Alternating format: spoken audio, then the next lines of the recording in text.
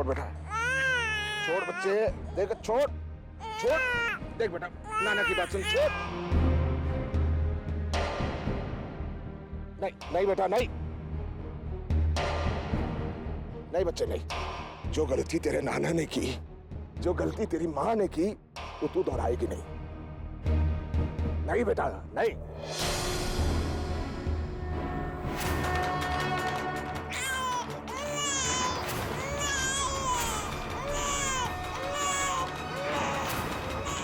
रोले रोले, जितना रोना है रोले। देख देख, मैं तेरी सारी इज्जत पूरी कर। नहीं नहीं दूंगा, मैं नहीं दूंगा।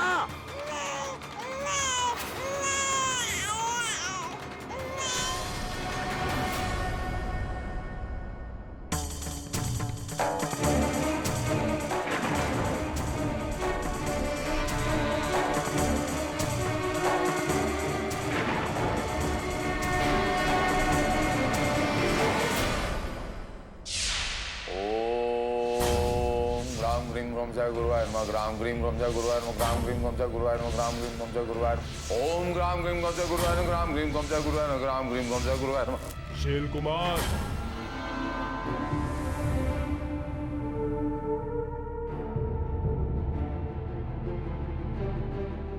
गुरुदेव आपको शत प्रणाम। आज मैंने आपका आह्वान इसलिए किया गुरुदेव कि जैसा जैसा आपने आदेश किया मैंने ठीक वैसे ही किया। आपने कहा उस बच्चे का वध होने के बाद शील कुमार तुम अमर हो जाओगे, और जो कार्य मैंने कर दिखाया गुरुदेव, इस पूरी धरती पर कोई नहीं कर पाएगा।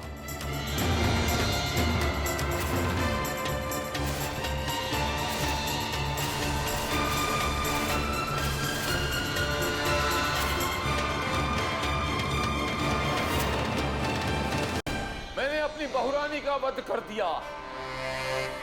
उसके गर्भ में जो बच्चा था, जन्म लेने से पहले ही उसका वध कर दिया। मैं अमर क्यों नहीं हो पा रहा हूं गुरुदेव? मूर्ख, मुझ पर संशय कर रहा है। विश्वासघात मनुष्य का चरित्र है, आसमानी ताकतों का नहीं। वो बच्ची अभी भी जीवित है।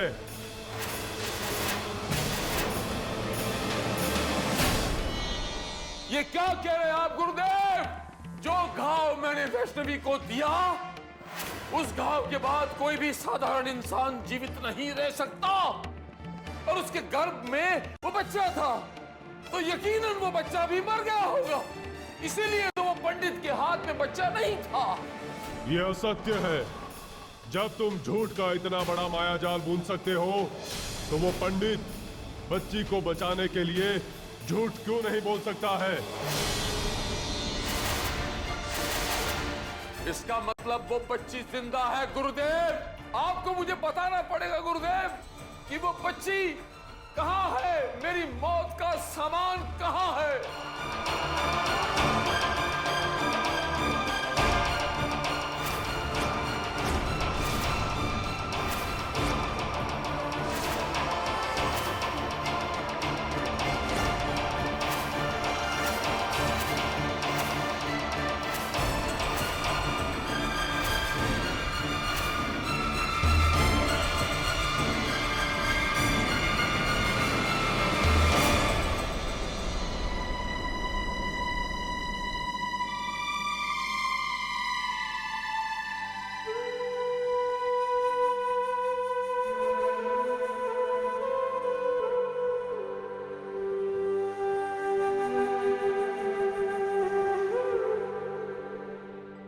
भाई साहब,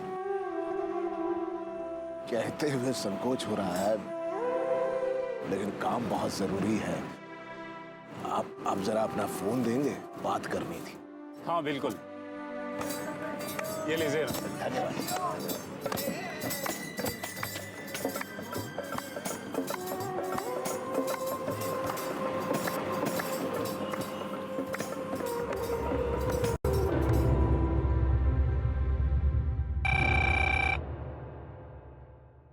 हेलो।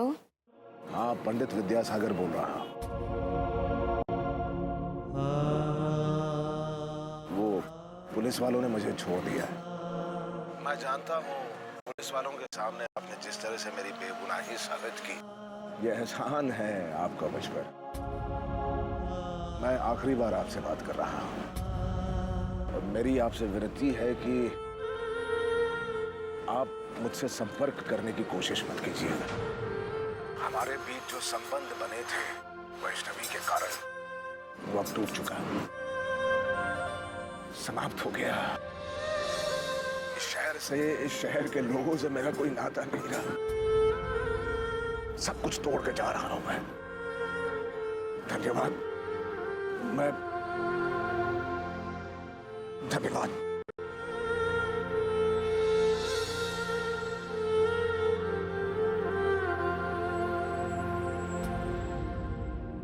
बहुत बहुत धन्यवाद। आपका यह एहसान मैं कभी नहीं भूलूंगा।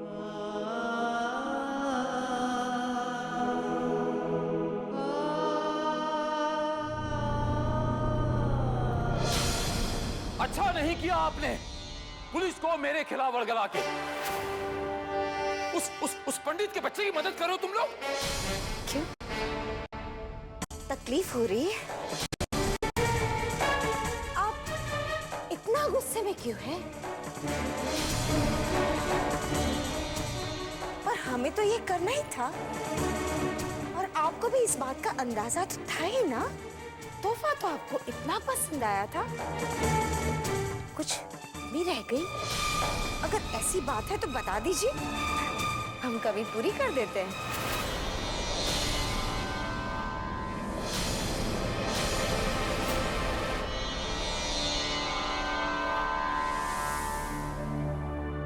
अंबिका जी शील कुमार को चैलेंज कर रही हैं। आप लोग कीजिए जो आपके मन में आता है और मैं भी वही करता हूं जो मेरे मन में आता है।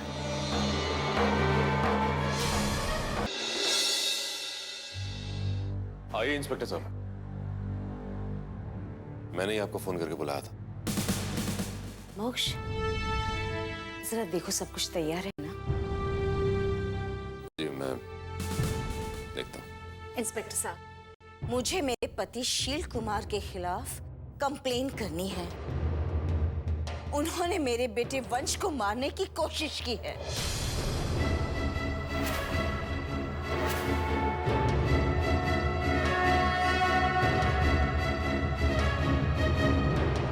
मोक्ष बेटा, टीवी ऑन करो।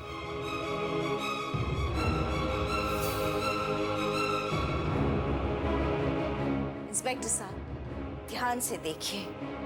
जिसका पुलिस अब तक साथ दे रही थी, उसका असली रूप अभी आपके सामने आ जाएगा।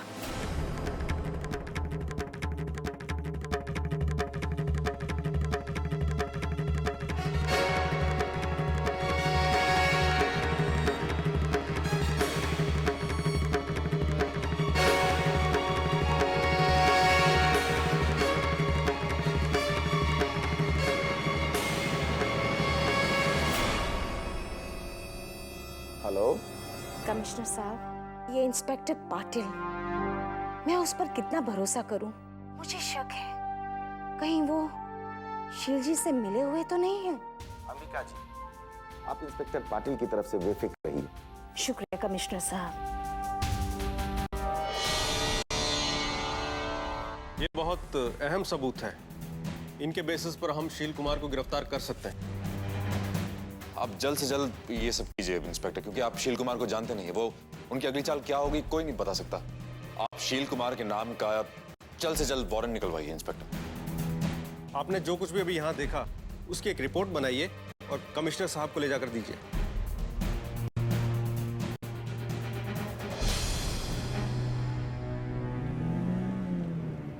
रोजी मेरी बात सुनो, बुक के टिकट फॉर जम्मू।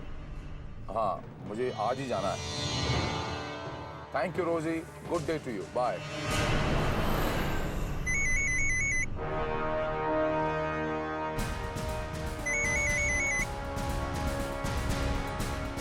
शील कुमार का फोन है। सुनिए। ये पता लगाने की कोशिश कीजिए कि वो कहाँ हैं और क्या करने वाले हैं।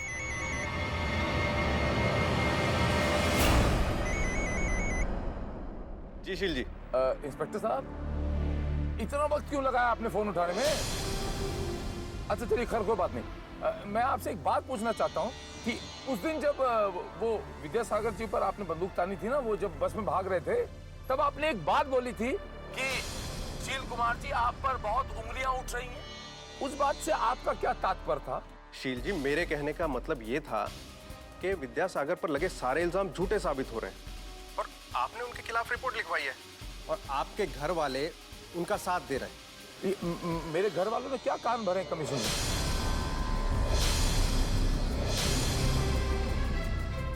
मतलब क्या बताया कमिश्नर साहब को मेरे बारे में? क्या पुलिस मेरे खिलाफ कोई, मतलब मेरे खिलाफ कोई कार्रवाई हो रही है क्या? जी अभी तो मुझे इस बारे में कुछ नहीं पता, जैसे ही कुछ पता चलता है मैं आपको बताता हूँ। वैसे आप इस वक्त हैं कहाँ?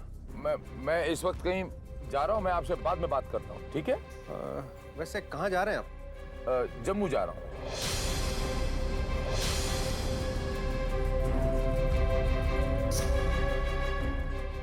लेकिन आपने ये मुझसे क्यों पूछा? बस ऐसे ही।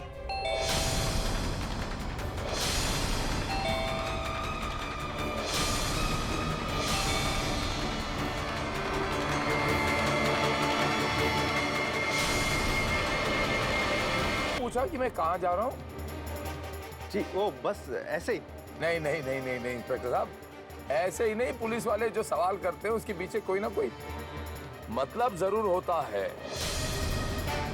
वैसे आप कहाँ हैं इस वक्त इंस्पेक्टर साहब? अगर मैं इस वक्त अपने घर में हूँ।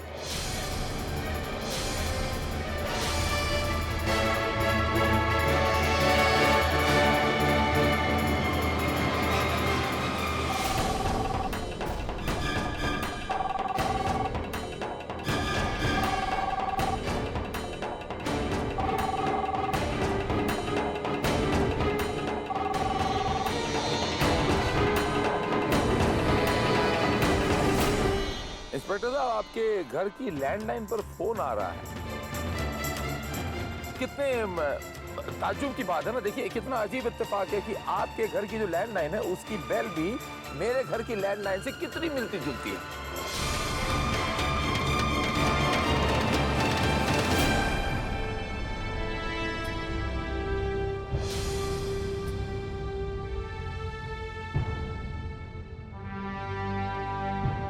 इंस्पेक्टर साहब, क्या हुआ इंस्पेक्टर साहब?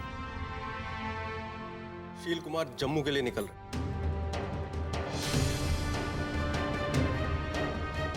उन्होंने फोन बीच में काट दिया। उन्हें शायद हम पे शक हो गया। नहीं नहीं नहीं, शक नहीं है, उन्हें यकीन हो गया है कि हम सब मिलकर कुछ करने वाले हैं। नो, इससे पहले कि वो ये शहर छोड़कर चले जाएं, इंस्पेक्टर आप उनके नाम का एक वारंट इशू करवाइए, ठीक है? अब चलिए जल्दी चलिए। और बड़े माँ, आप कमिश्नर साहब से बात कर लेना। हाँ ठीक है बेटा।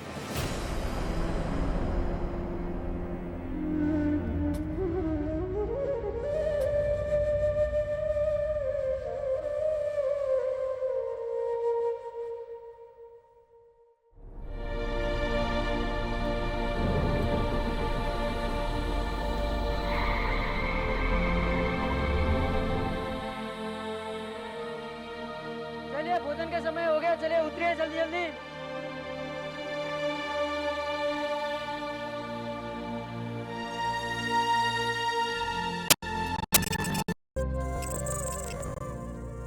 आप नीचे उतरिए, मैं बच्ची को उतारता हूँ। धन्यवाद जी, बहुत बहुत धन्यवाद। ठीक से जरा।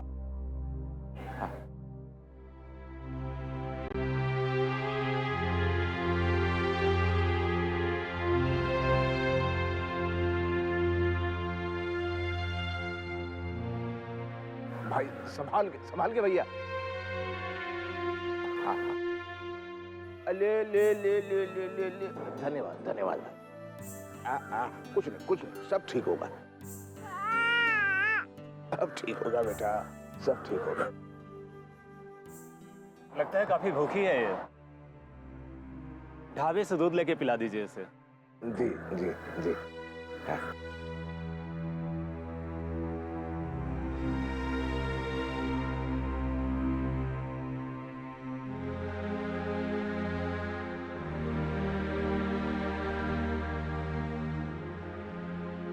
दूध मिलेगा भाई साहब? दूध गर्म या ठंडा चाहिए? गरम दे दीजिएगा 1 गिलास। हाँ बेटा, हाँ बेटा, अभी अभी अभी दूध पिलाते हैं, नाना दूध पिलाए। हाँ हाँ, अभी अभी अभी नाना दूध पिलाए हैं? अभी अभी बच्चे। लीजिए 10 रुपया दीजिए। हाँ हाँ रख दीजिए, मैं देता हूँ।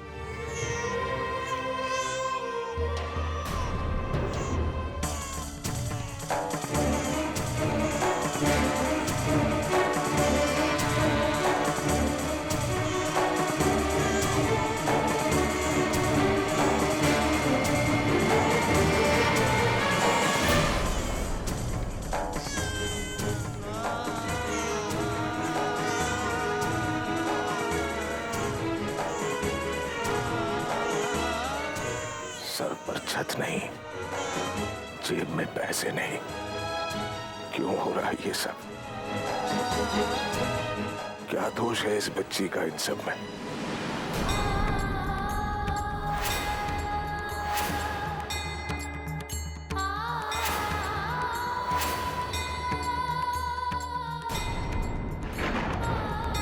मेरा बटुआ पता नहीं कहाँ गिर गया।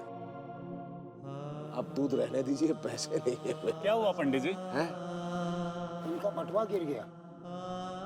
बटुआ कहाँ खो गया पंडित जी? पता नहीं, मैं समझ में नहीं आ रहा है। कोई बात नहीं, पैसे मैं दे देता हूँ। अरे नहीं नहीं, आप क्या जी, आप कष्ट मत कीजिएगा।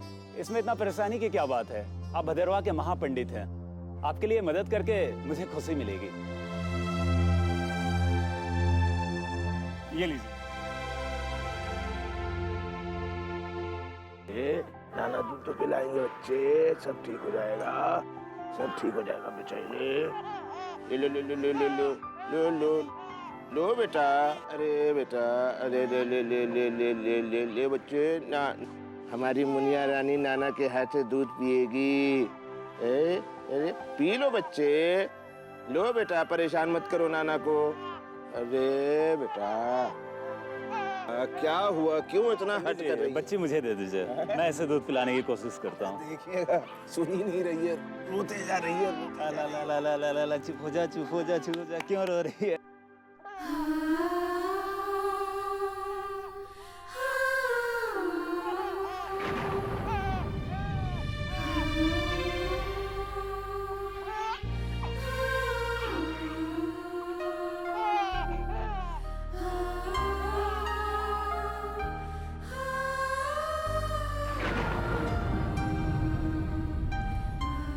पंडित जी, हम सब ने तो कोशिश करके देख ली, अब तो लगता है कि इसको इसकी माँ ही चुप करवा पाएगी।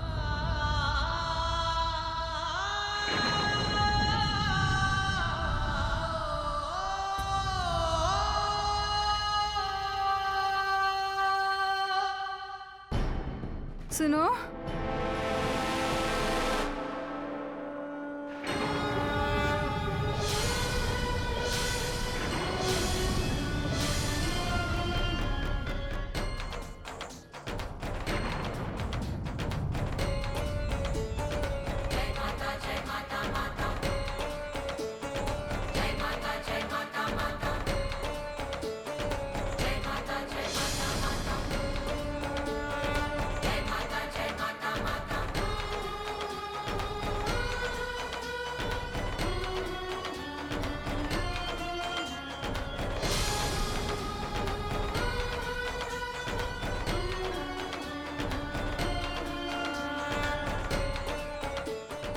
लाओ बच्चे को मुझे दो, मैं बताती हूँ कि बच्चे को कैसे चुप कराया जाता है। लाओ लाओ।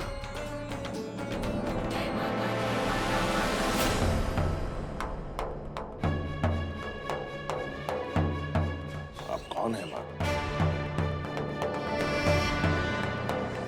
अरे मैं जो कोई भी हूँ, मैं तुम्हारी बच्ची को चुप करा सकती हूँ। चलो लाओ मुझे दो।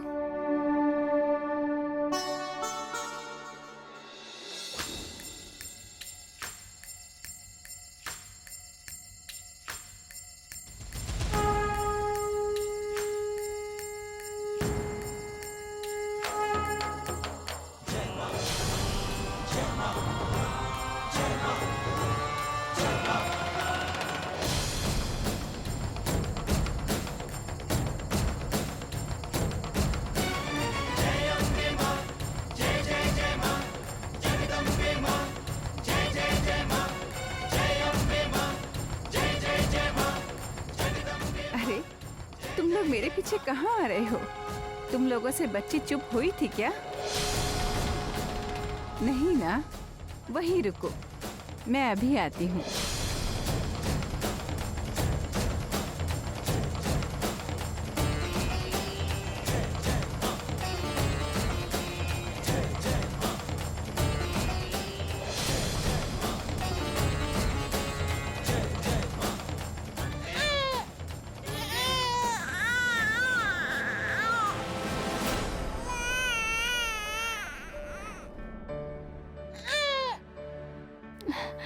बस बस बस बस।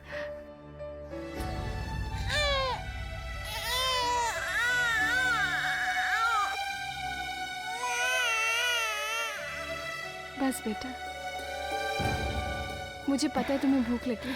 हाँ, भूखी है।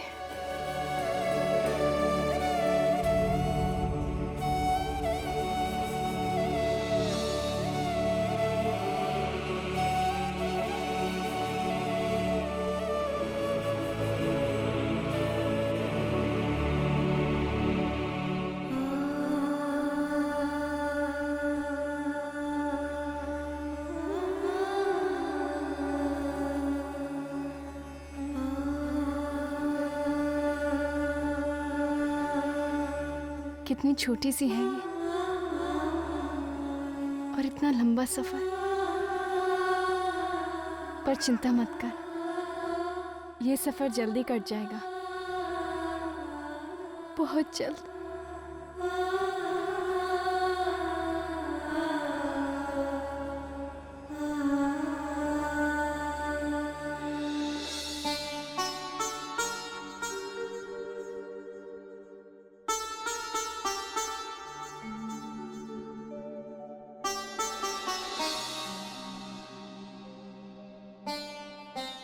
ले ले ले ले ले ले ले ले, मेरी मुनिया ने रोना बंद कर दिया।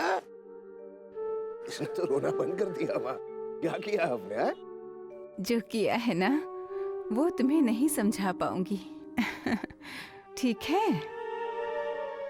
हाँ माँ, हाँ।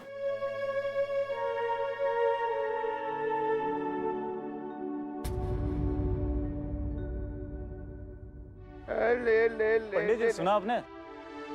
क्या हुआ? वो बस में कुछ खराबी आ गई है, ठीक करने में थोड़ा समय लगेगा।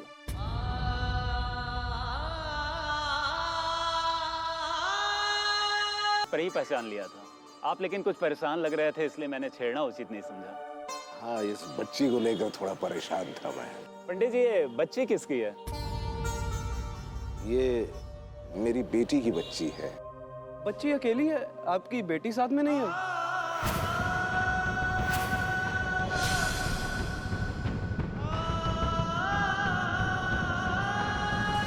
वो किसी निजी कारण की वजह से हमारे साथ नहीं आ पाई। पंडित जी, ये हमारे लिए बड़े सौभाग्य की बात है कि आप हम भक्त लोगों के बीच में हैं। पंडित जी, आप हमें एक माता रानी की कहानी सुना दीजिए, समय भी कट जाएगा और थोड़ा ज्ञान भी मिल जाएगा।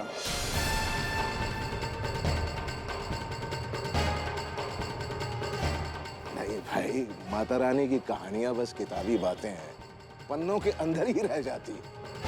वास्तविकता का उससे क्या संबंध है, इस बात को लेकर मैं आज भी सोच में पड़ा हुआ। अगर आज मैं किताबों के परे देखता हूँ तो मुझे एक ऐसा इंसान दिखता है जिसको देखकर ऐसा लगता है कि अगर कहीं भगवान है तो वो वही है, वही है। आप आप किसके बारे में बात कर रहे हैं पंडित जी?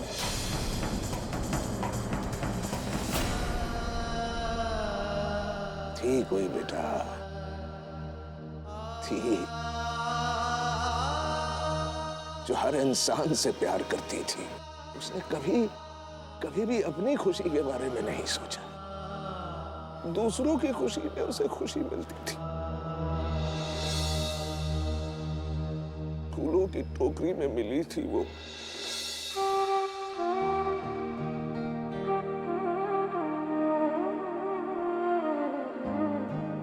सिर्फ तुम इसे बेटी करके पुकारोगी। मुझे और पूरे भद्रवाह के लोगों को यह रिश्ता मंजूर नहीं।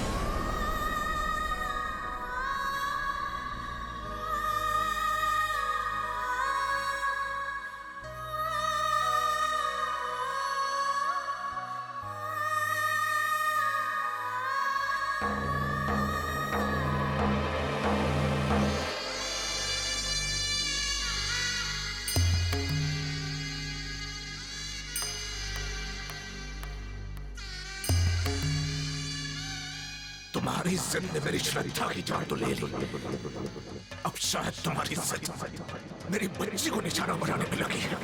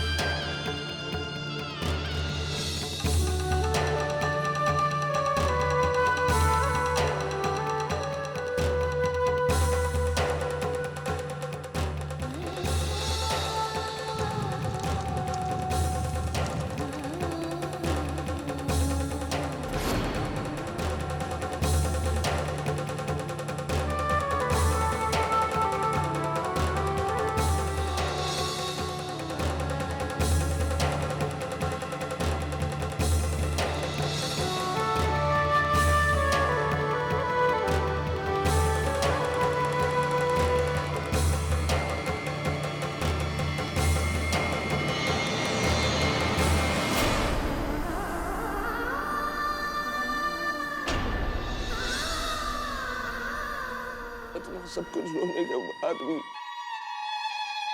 उसने अपने पिता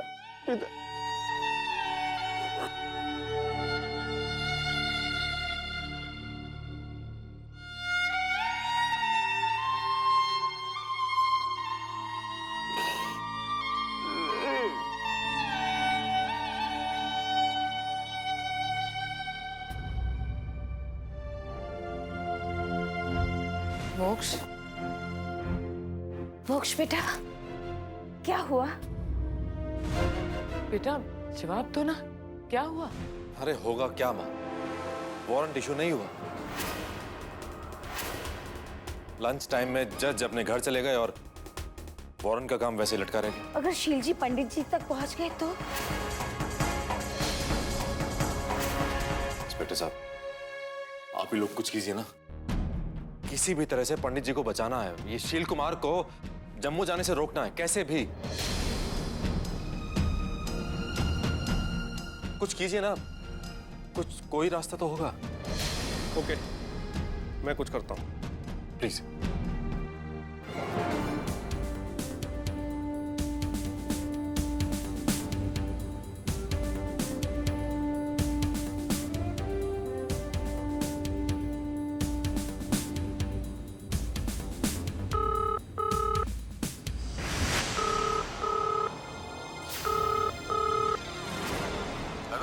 शील जी मैं बोल रहा हूँ। आपको एक अंदर की बात बतानी है। आपके नाम का अरेस्ट वारंट इशू हो गया है। कोशिश कीजिएगा कि आप बस स्टैंड, रेलवे स्टेशन या एयरपोर्ट पर मत जाइएगा। पुलिस की निगरानी रहेगी वहाँ पे। वैसे मैं भी आपको एक अंदर की बात बताता हूँ इंस्पेक्टर साहब। मैं रेलवे स्टेशन नहीं जाऊंगा, मैं बस अड्डे नहीं जाऊंगा, एयरपोर्ट जाने का तो सवाल ही पैदा नहीं होता, क्योंकि मैं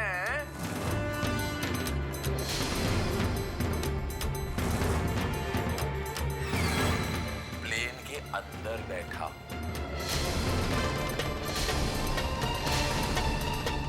बस थोड़ी देर में प्लेन उड़ने वाला है। उसके बाद ये राज यहीं पर दब जाएगा।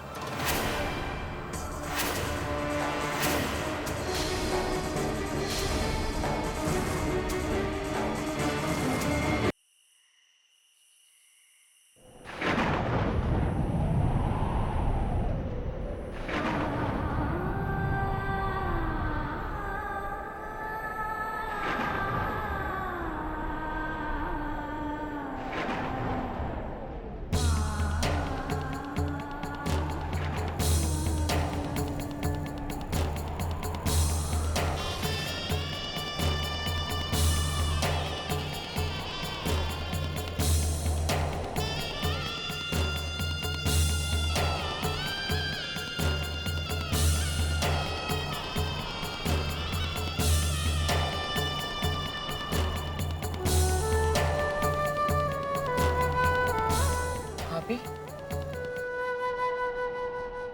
भाभी आप इस तरह से अंधेरे में क्यों बैठी हैं?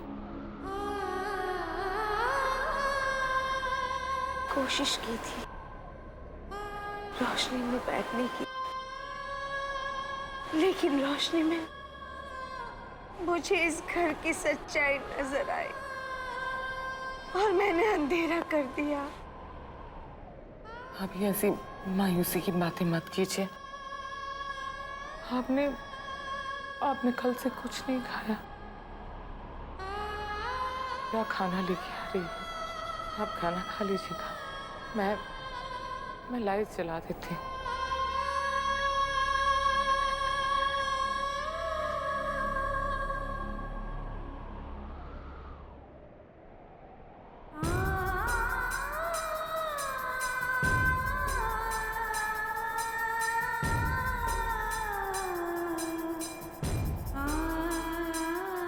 चुभती है ये रोशनी आंखों में प्रियंवदा।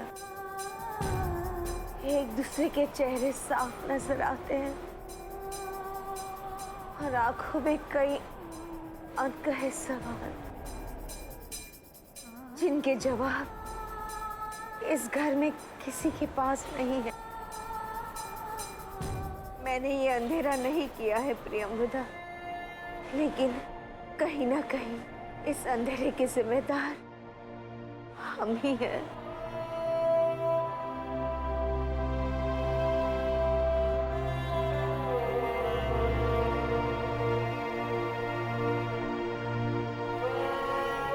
प्रियंवदा, मैं, तुम, मधुरा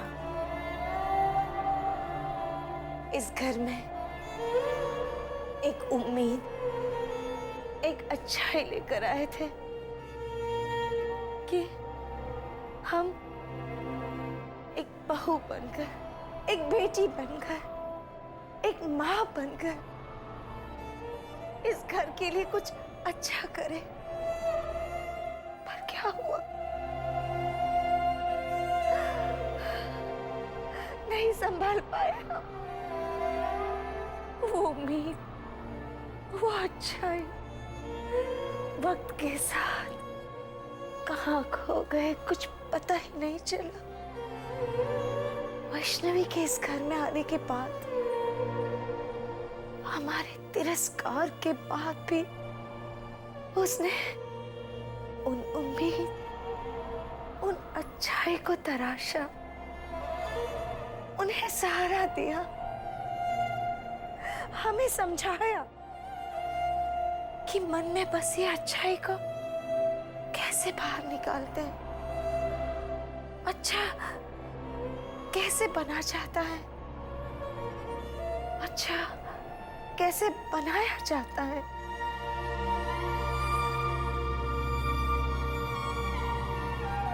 लेकिन प्रियवदा, हम ना वैष्णवी को ससुराल का सुख दे पाए, ना ही मायके का संतोष।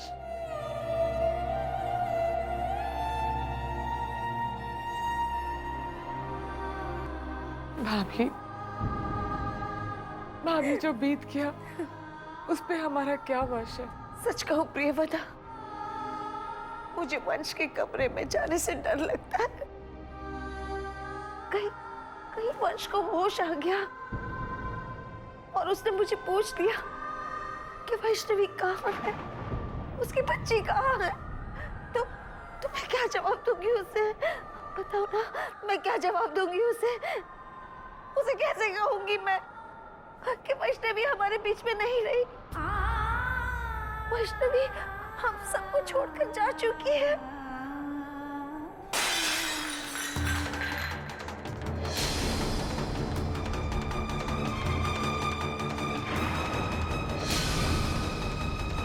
जो बीत गया उस पे हमारा क्या वश है? सच कहूं प्रियवदा, मुझे वंश के कमरे में जाने से डर लगता है। कहीं कहीं वंश को होश आ गया और उसने मुझे पूछ लिया कि वैष्णवी कहाँ है, उसकी बच्ची कहाँ है, तो मैं क्या जवाब दूंगी उसे? उसे कैसे कहूंगी मैं वैष्णवी हम सबको छोड़कर जा चुकी है?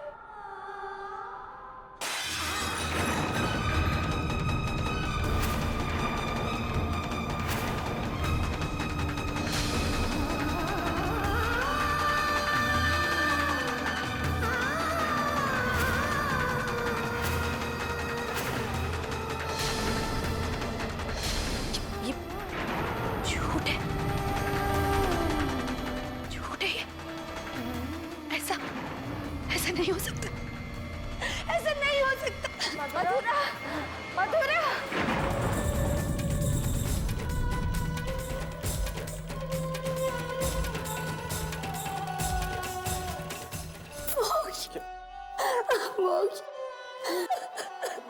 मधुरा, क्या हुआ? बड़ी माँ नीचे न जाने क्या कह रही है। बड़ी माँ कह रही है कि वैष्णवी अब इस दुनिया में नहीं रही, वो मर चुकी है। ये कभी नहीं हो सकता। मोक्ष, ये झूठ है ना? अरे वैष्णवी पर माता रानी का आशीर्वाद है, फिर उसे कोई कैसे छू सकता है? हाँ, बोलती क्यों नहीं हो? बोलो ना। मैं कह रही हूँ ये झूठ है। चलिए मोक्ष, नीचे चलिए और बड़ी माँ को सब बता दीजिए कि वैष्णवी जिंदा हो, सब कुछ नहीं हुआ, कुछ नहीं हो सकता। चलिए मेरे साथ चलिए।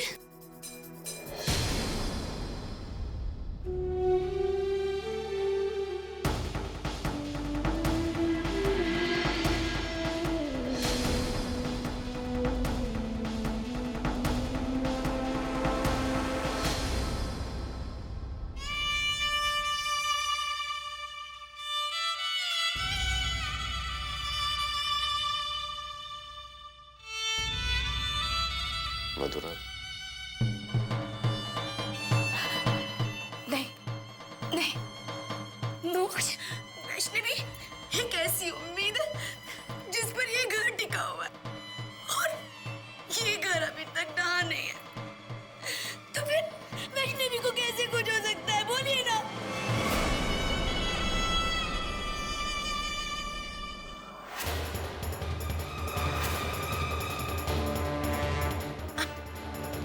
चुप क्यों है? क्यों चुप है आप? बोलते क्यों नहीं है? अरे बोलिए ना। आपने देखा वैष्णवी को मरते हुए? बड़ी माँ ने देखा वैष्णवी को मरते हुए? नहीं देखा ना? उस दिन हम गए थे ना मंदिर में, वहाँ नहीं थी वैष्णवी। मोक्ष वहाँ नहीं थी। मोक्ष, मैं कह रही हूँ वैष्णवी को कुछ नहीं हुआ है, कुछ नहीं हुआ है। आ जाएगी, मैं कह रही हूँ वो आ जाएगी। कुछ नहीं हुआ उससे।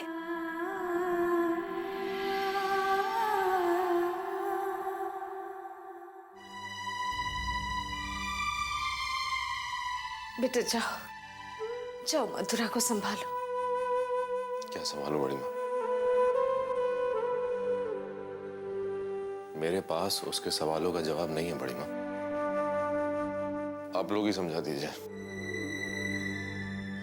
और उसे समझा दीजिए कि जल्द से जल्द इस सच को समझ जाए, स्वीकार कर ले। उसके लिए बेहतर होगा।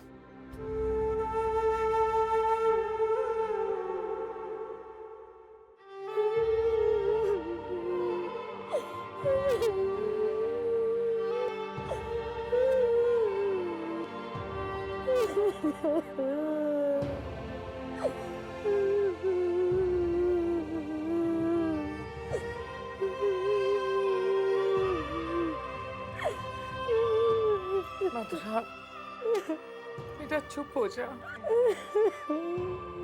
अगर वैष्णवी हमें कहीं से देख रही है तो बेटा उसे कितना बुरा लगेगा तुम्हें इस हाल में देखकर। हाँ, तुम वो अपनी बहन समझती थी ना। हाँ, चुप हो जा बेटा, संभाल अपने आप को।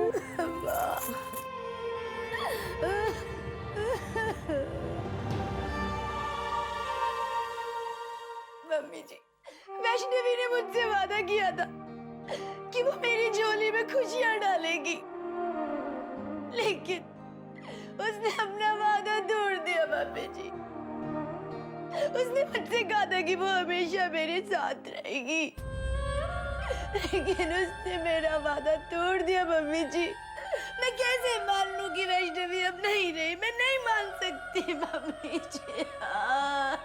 जैसे हमने मान लिया वैसे तुम्हें भी सच को मानना होगा बेटा। खुद को फरेब में रखने से कुछ हासिल नहीं होगा। वैष्णवी अब नहीं रही बेटा। वैष्णवी ने जो सपने मुझे दिखाए थे वो सपने ही तो मेरा जिंदगी जीने का मकसद थे। वो सपने नहीं रहे तो मैं मेरी जिंदगी के क्या मायने, क्या करूंगी मैं जीकर? इससे बेहतर है कि मैं मर जाऊं। कैसी बातें कर रही हो मथुरा? बेटा संभाल अपने आप को। वैष्णवी इस घर में जो अच्छाइयाँ छोड़ के गई है उसे हमें ही आगे बढ़ाना है ना? मथुरा, हम जानते कि ये वक्त मुश्किल का है, लेकिन बेटा हमें ये वक्त काटना है। हमें वैष्णवी की कोशिश को पूरा करना है। समझ रही हो ना बेटा? बड़ी माँ, मुझे कुछ समझ में नहीं आ रहा, कुछ समझ में नहीं आ रहा। मैं वैष्णवी के बिना नहीं रह सकती, मैं उसके बिना नहीं जी सकती। मुझे कुछ समझ में नहीं आ रहा कि मैं क्या करूं, क्या करूं मैं? क्या? वंश, इस घर की हालत बद से बदतर होती जा रही है। आज मेरी बच्ची नहीं रही। वंश, मेरी बीवी वहां खड़ी बिलक बिलक के रो रही है। मैं कुछ नहीं कर पा रहा, कुछ नहीं करते। तेरे सामने बेबस लाचार बैठा हूं, अपने ही किए हुए गुनाहों की माफी की भीख मांगा। मुझे माफ कर दे भाई, होश में आ जा, संभाल ले ये सब। सी,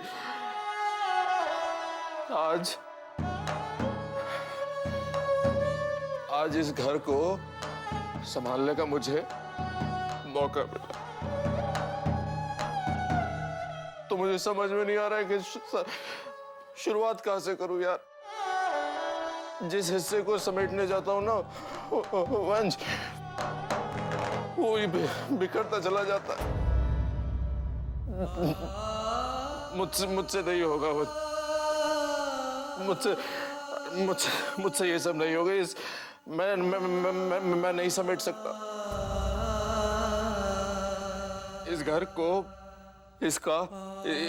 इसको संभालने के लिए उसका अच्छा बेटा चाहिए। तो वो है अच्छा बेटा। मैं बेकार हूं, मैं बुरा हूं, मैं गंदा हूं। तू चाहिए यहाँ के लिए। आजा मेरे भाई, आजा, भीख मांग रहा हूं तुझसे, संभाल ले ये सब। तेरे बड़े भाई से ये सब नहीं संभलेगा।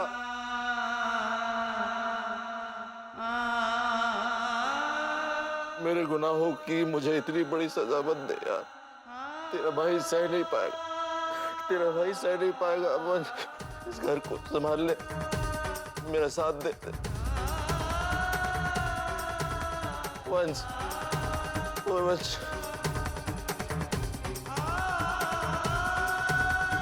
वंश, वापस आ जा।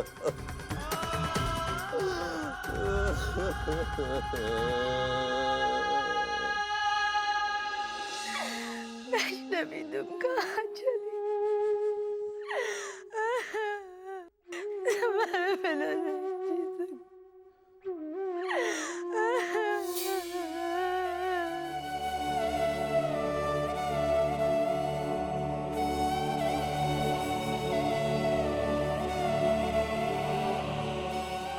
भाभी,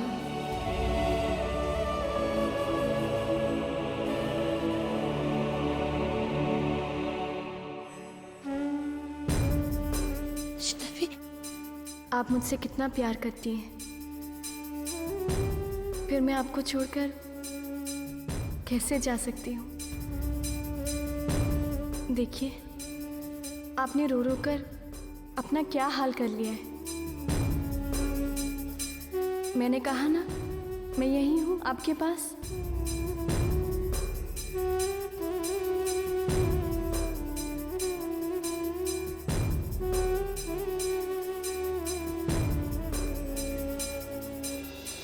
वैष्णवी, वैष्णवी कहाँ हो तुम?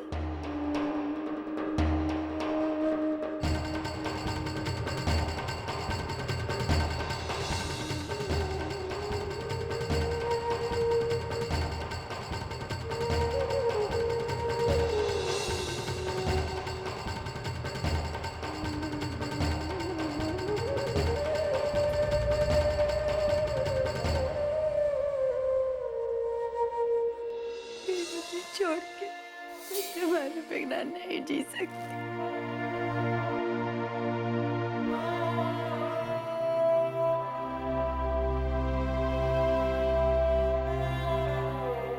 वैष्णवी, तुम कहाँ चली?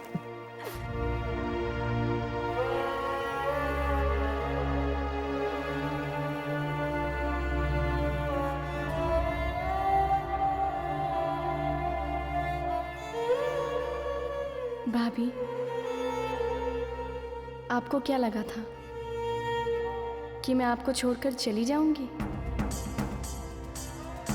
आप मुझसे कितना प्यार करती हैं, तो फिर मैं आपको छोड़कर कैसे जा सकती हूँ?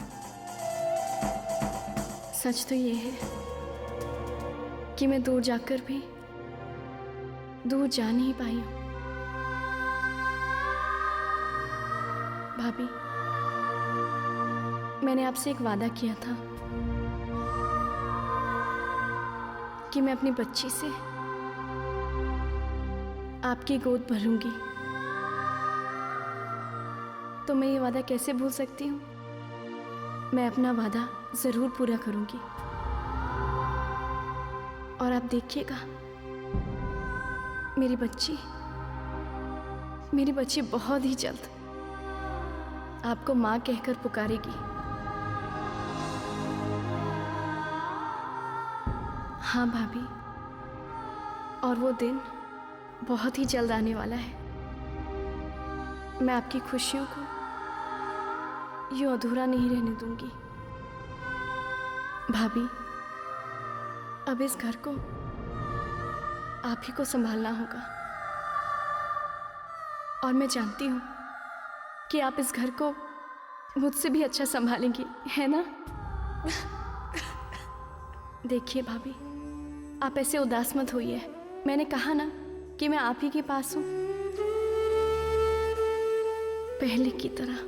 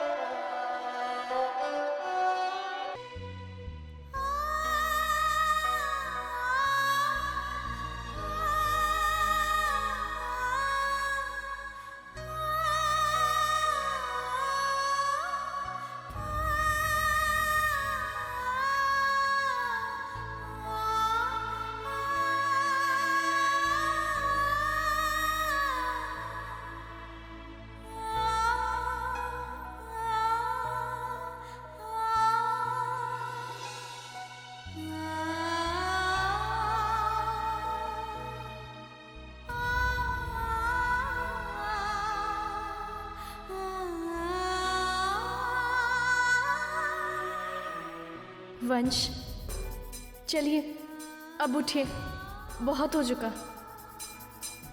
आपने बहुत आराम कर लिया, चलिए अभी उठिए आप। वंश, आखिर मैं अकेले कब तक ये सब संभालती रहूंगी? वंश, मैं जानती हूँ आप मुझसे गुस्सा है ना कि मैं आपको बिना बताए चली गई। वंश, मुझे माफ कर दीजिए। वंश देखिए, मैं यहाँ आपसे माफी मांगने आई हूँ और आप है कि उठते ही नहीं है। देखिए, अगर आपने मेरी बात नहीं सुनी ना तो मैं आपसे रूठ जाऊंगी। फिर आप मेरे पीछे सॉरी सॉरी बोलते हुए आते रहेंगे। वंश, वंश उठिए ना।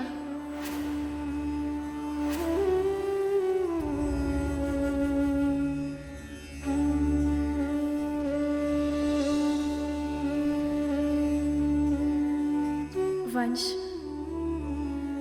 आपको याद है जब हम लोग तीर्थ यात्रा पे गए थे तो आपने कहा था कि पहले लड़की होगी। हाँ वंश, हमारी लड़की हुई है, आपकी बेटी हुई है। बहुत प्यारी है वो। उसकी आंखें बिल्कुल आप जैसी हैं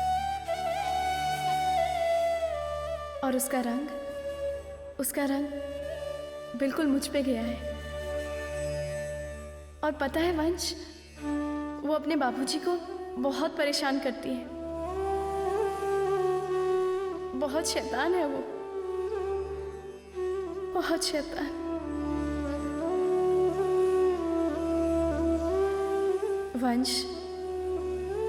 वंश देखिए, अभी आपको बहुत सारे काम करने हैं। घर में इतना सब कुछ हो रहा है और आप नहीं। वंश, मुझे ऐसा अच्छा नहीं लगता है। और वंश, अब तो हमारी बेटी भी आ गई है ना, उसका ख्याल भी आप ही को रखना होगा।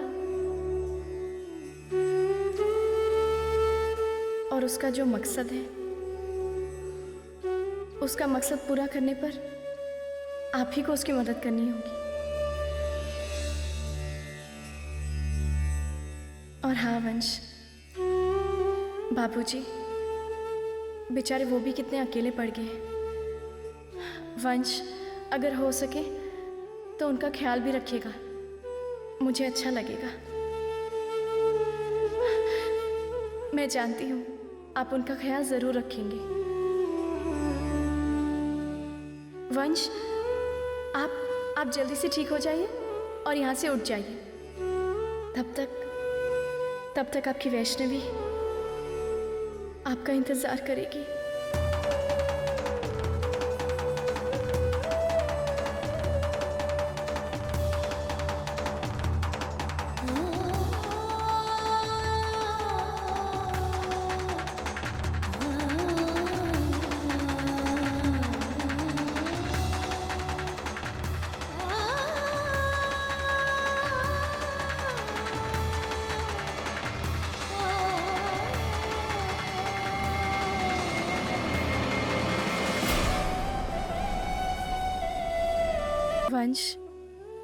वंश देखिए, अभी आपको बहुत सारे काम करने हैं।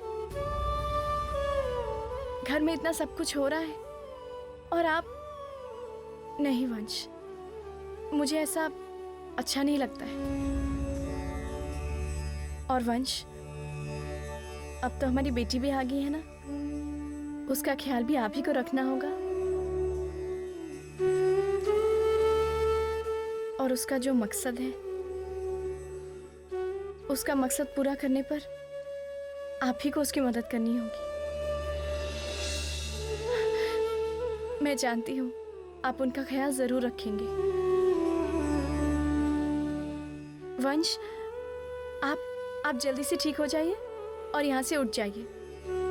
तब तक आपकी वैष्णवी आपका इंतजार करेगी।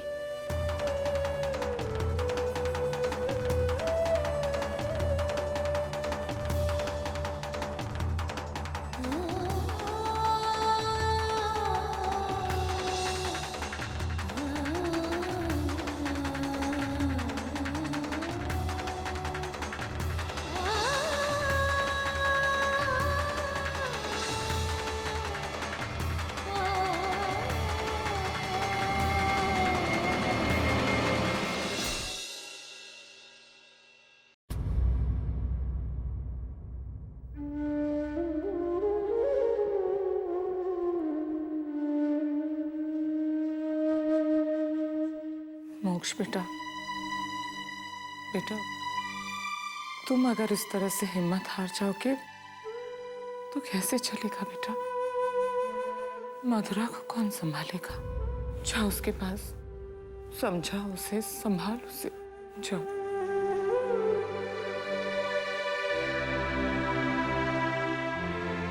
क्या समझाऊं उसे माँ? आपने समझाया ना, समझी वो। मैं उसे क्या नया बता दूंगा जो समझ जाएगी। ये कैसी बातें कर रहे हो तुम बेटा?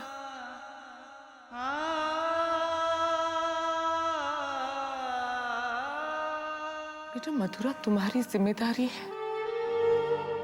अपनी जिम्मेदारियों से तुम दूर नहीं भाग सकते। क्यों भाग रहे हो तुम मधुरा से दूर? मैं मधुरा से दूर इसलिए भाग रहा हूं माँ, क्योंकि मेरे पास मधुरा के सवालों का कोई जवाब नहीं है। मैं उसका दर्द समझ सकता हूँ, उसका दुख समझ सकता हूँ, लेकिन मेरे पास कोई मरहम नहीं है माँ।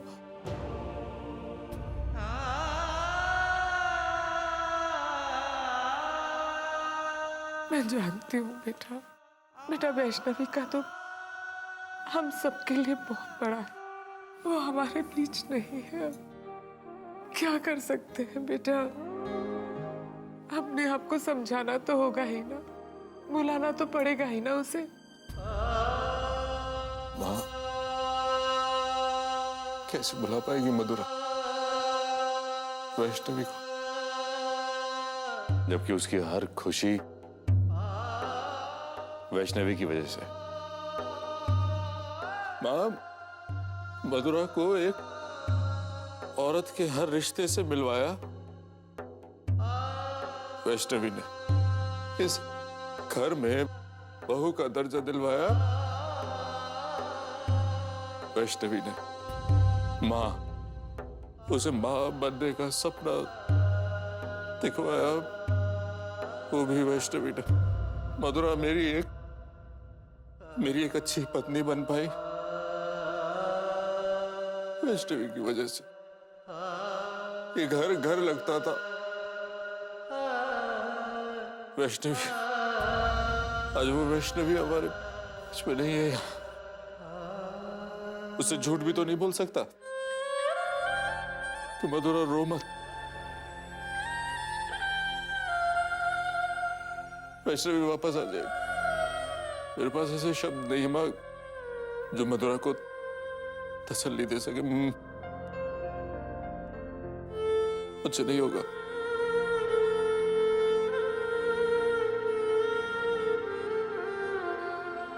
मोक्ष बेटा, तुम मधुरा के आंसू रोक नहीं सकते, लेकिन उसके आसपास तो रह सकते हो ना। उसका हाथ पकड़ के उसके पास बैठ तो सकते हो ना। आपकी बातें सराखों पर मुझसे नहीं होगा। फिर भी मुझसे नहीं होगा।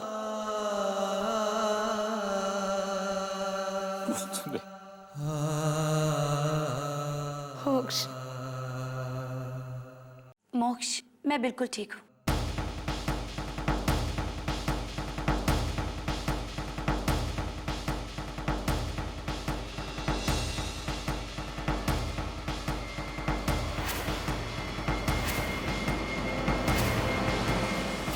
चिंता मत कीजिए।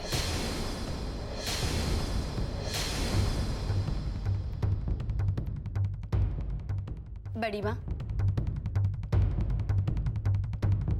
चलिए जल्दी से चलिए, खाना खा लीजिए।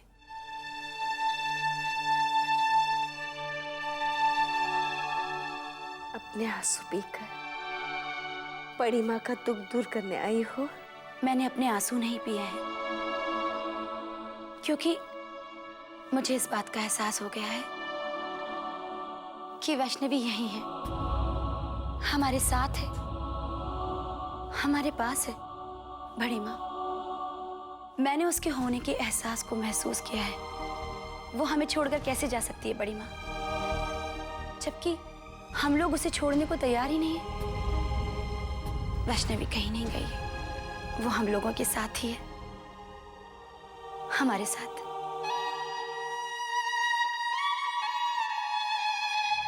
बैठिए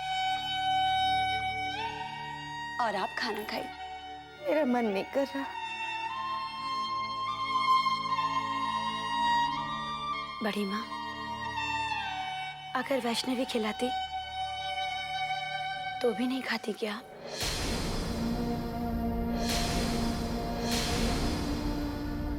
आज से मुझे ही अपनी वैष्णवी मान लीजिए।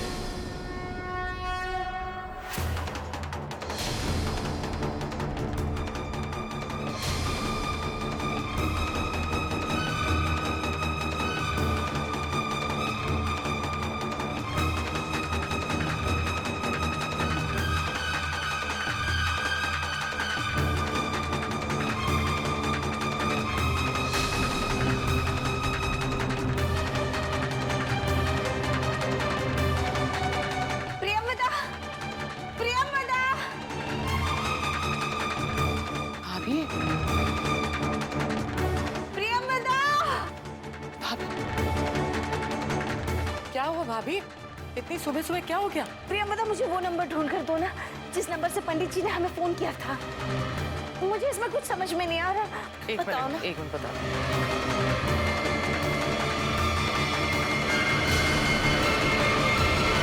भाभी, ये नंबर था।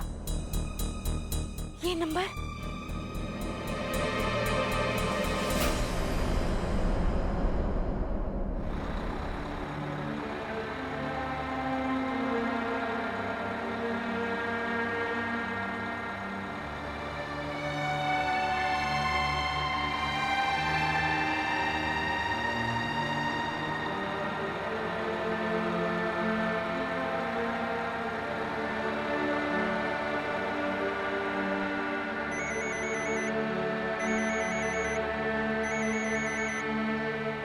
हेलो, मुझे जरा पंडित जी से बात करवाइए। बहन जी, मैं आपकी बात जरूर करवा देता, मगर पंडित जी तो भदरवा में उतर गए। क्या? भदरवा उतर गए? हाँ, वो अपने बच्ची के साथ भदरवा में उतर गए।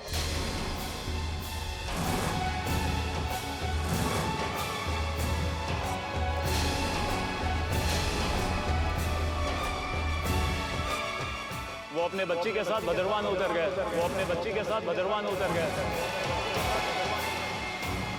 क्या हुआ भाभी?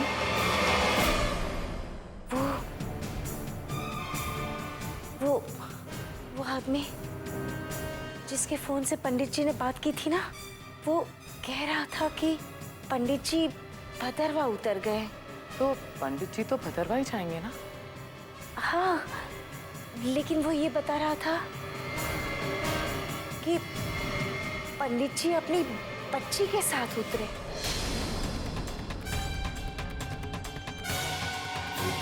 किसकी बच्ची? कौन सी बच्ची? ये भी तो समझ में कुछ नहीं आ रहा। मेरी समझ में भी नहीं आ रहा। ये कौन सी बच्ची के बारे में बता रहे थे?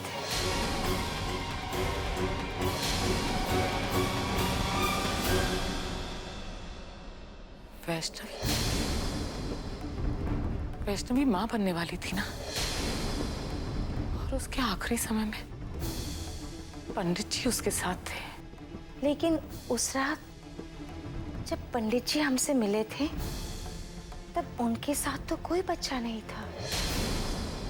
और हमने जब पंडित जी से पूछा था वैष्णवी के बच्चे के बारे में, तो पंडित जी ने तो यही कहा था ना कि वो किसी बच्चे के बारे में नहीं जानते।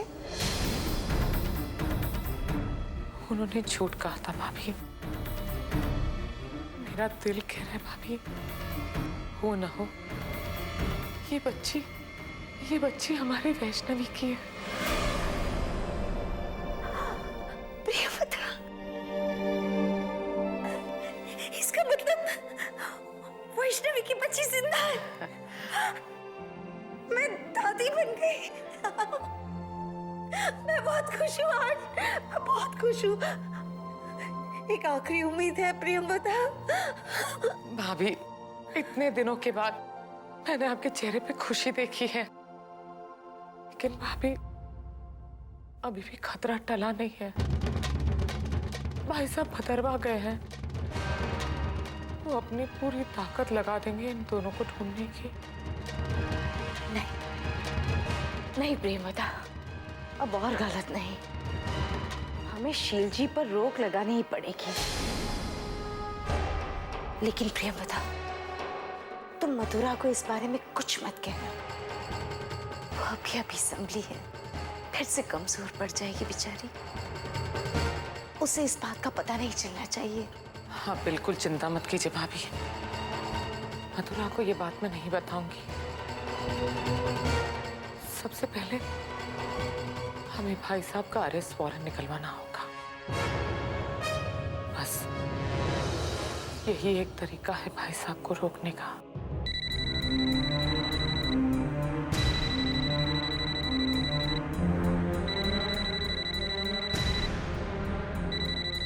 अरे ये तो भद्रवाह का नंबर है। हेलो,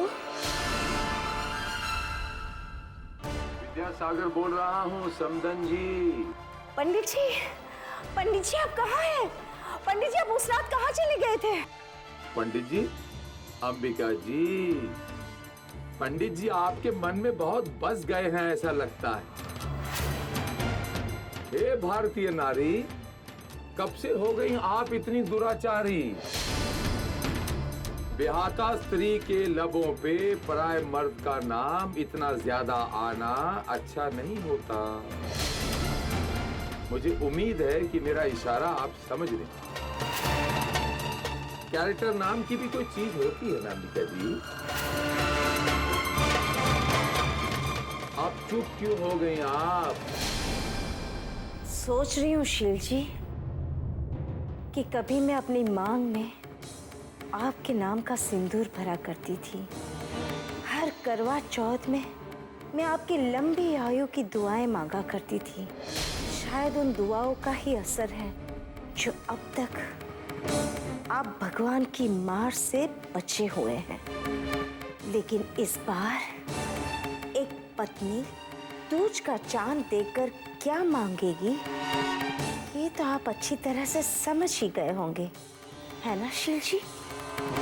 आपने एक पत्नी के दुआओं का असर तो देख ही लिया। अब एक पत्नी की हाय के लिए तैयार हो जाइए शील जी।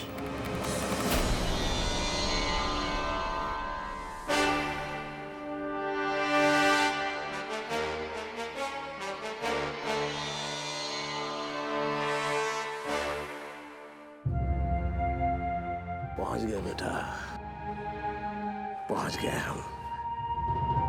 अपने गांव पहुंच गए बच्चे। अब डरने की कोई बात नहीं बेटा।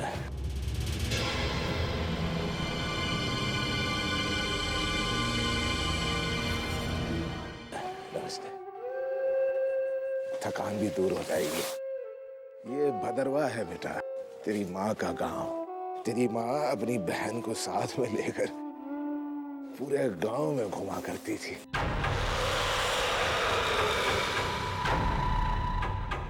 पूरा गांव तेरी माँ को जानता था।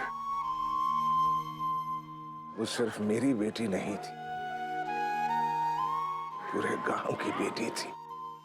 शायद वो लोग आज भी उसे भूले नहीं। बस कुछ कदम बेटा, कुछ कदम, कुछ ही दूरी पर तेरे नाना का घर है। थक गई ना? है मेरी बिटिया रानी, थक गई ना? इतनी सी जान और इतना लंबा सफर। तेरा नाना भी थक गया बेटा।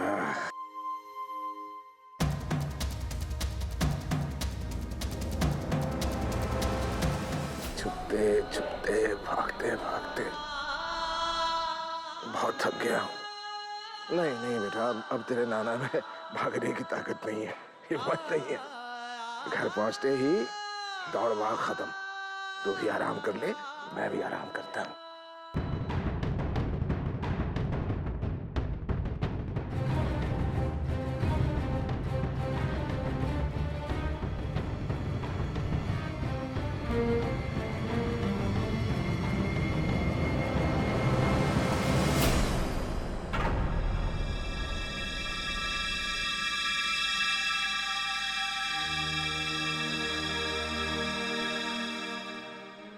अभी बेटा नाना जूता ठीक करते हैं। नाना ना अभी जूता ठीक करेंगे। भाई भाई ये जरा ठीक कर दो भैया। ये जो सामने से फटा हुआ है, देखो सामने से।